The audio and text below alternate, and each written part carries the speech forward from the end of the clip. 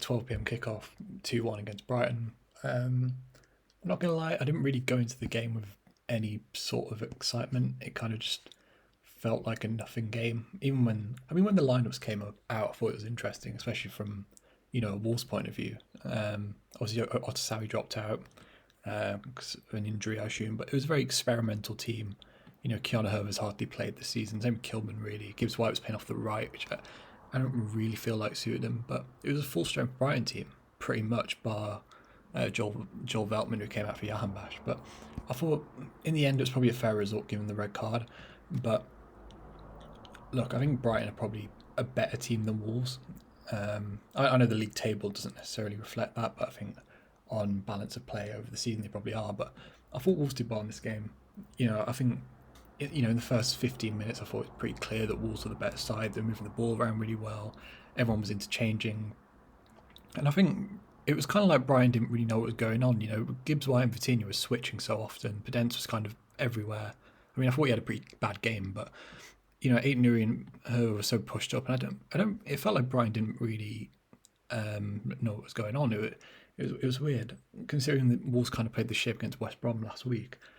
It was weird, but I think there was one moment where Trossard robbed Vitinha, like he pressed really high and robbed him, and the game kind of switched from there. I felt like Wolves, they lacked width. I like Gibbs-White. I think he's a good footballer, but he's not a wide player, and he was leaving Keanu Herver so exposed. Same with Podence and Aït-Nouri, and I think they lack. Look, whether you like Traore or not, I really do. By the way, like if you look, I'm not saying he's perfect. These goal and assist numbers aren't good enough, obviously, but I think his underlying numbers. He's such. If you look at progressive carries and dribbles, he's in the top 1% in Europe, even with aerial draws, which I think is something really interesting that people don't talk about with Traore enough. But he's in the top 1% for aerial draws in Europe's top 5 leagues, and these are unique things which they lacked. I thought Wolves in the air. If you look at this Wolves team, Kilman's 6'5", but Cody's just about 6'1", and no one else is above 6 foot in this team. I think actually Fabio Silva probably is. But that Brighton back three of Webster, White and Dunk, they're all big guys, same as Dan Burn and Welbeck, to be fair. And that lack of height was exposed, and I don't feel like Wolves had any width. I thought Ryan Aït-Nouri was the only guy that was actually pushing up regularly, and I think Brighton deserved their goal. The game was kind of switching, and look, it turned on that, right? But they deserved it. You can't have that lack of physicality in a Premier League side. And I thought there were some positives towards. I thought Gibbs-White and Vitinha were kind of interchanging well, but I just think this midfield for Wolves is so immobile. I don't think you can play it going into next season. I think you need someone like Basuma actually in there next to a Neves or a Vitinha. You need someone that can be a ground eater, And I thought Kilman was their only good player in the first half, and Aït-Nouri. But when it went into the second half, I thought Wolves picked up again. Obviously the red card was a massive factor. I don't know what the hell Lewis Dunk's doing. I like Fabio Silva. I did a video on my channel defending Fabio Silva, if you want to go watch that. But look, Fabio Silva's an 18-year-old kid, and one-on-ones aren't as easy as people think they are. And I think Robert Sanchez is a very commanding goalkeeper. So it wouldn't have surprised me if Fabio Silva missed that chance. And there was no need for Lewis Dunk to do it. And the game switched on that. And I think all of a sudden Brighton lost their physical threat because Dunk's a key factor in that. And the game completely switched. Wolves' shots went up. Wolves having 16 shots in a Premier League game doesn't happen very often. And Brighton couldn't really press. I thought, I just said that Wolves need another midfielder. I thought Giammattino was brilliant in that second half. He kept picking up the ball. He kept recycling it. And, I think that helped when Neves came off as well. But I think, look, Wolves probably should have scored early. I think Keanu Herver's crossing was terrible. I like Keanu Herver. I think he's a good footballer, but his crossing was atrocious. And I think the game switched when Adama came on for Podence, off the top of my head. I think it was for Podence.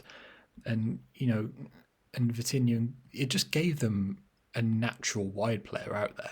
And I'm not saying, and Jose came on as well, and I don't really think he did anything competent necessarily, but it just gave them a few more options. And, I think, like, going back to these stats for Adama, but whether you like him or not, he's such a freak. And I mean that in the nicest possible way. I thought he took his goal brilliantly. I thought Fabio Silva did really well, by the way. The commentators didn't really speak about him, but I thought it was a brilliant touch from Fabio Silva. And Wolves kind of were just in the ascendancy from there. It's another goal contribution for him, by the way. You know, if I go on who scored real quick and look at Fabio Silva, I think that's up to 7 now. Off the top, I don't know if it will have updated yet.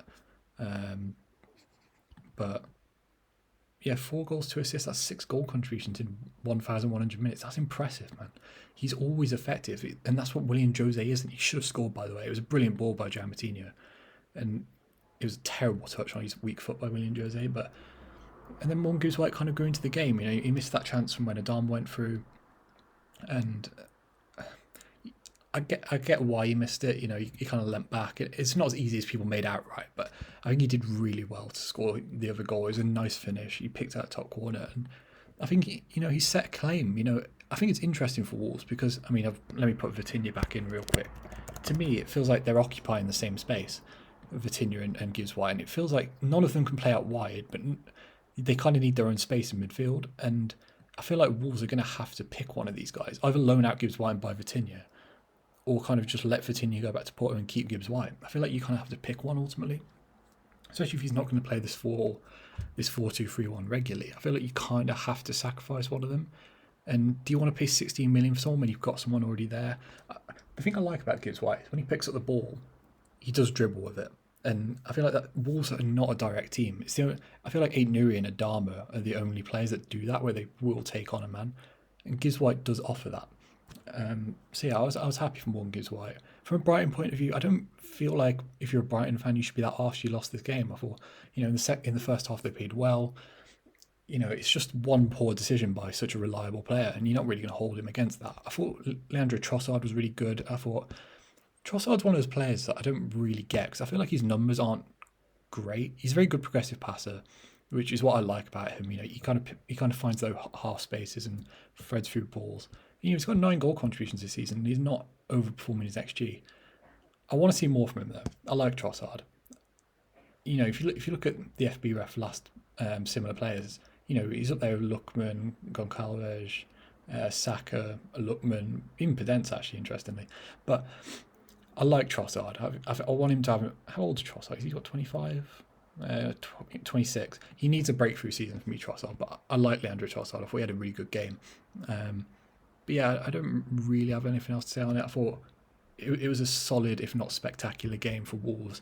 It kind of cements them in 12th. Brighton, they could still relegate, but they're not going to. It's a good transition season for Brighton. I think they'll be great next season. I think Wolves, if they make the right recruitment, they'll be okay. But I hope you enjoyed. Like, and subscribe to the channel. People always say do one nice thing a day. Subscribe.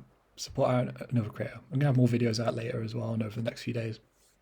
So yeah, subscribe and peace.